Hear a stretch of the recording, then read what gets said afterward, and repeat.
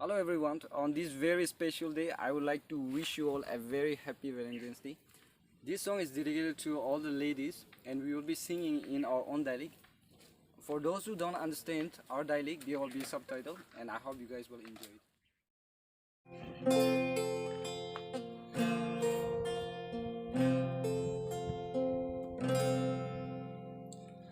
Mungkin you nang ngao cho mẹ trái cây đâu ở tay vũ trụ đại năng thế pha nè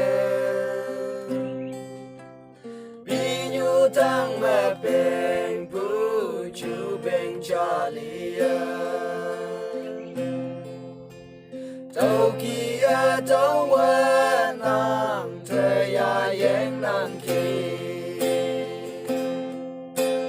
như cả ta yang phải mãi ya yên bù kia như yang quan thế ye ta cả hai cha lia cả hai na ha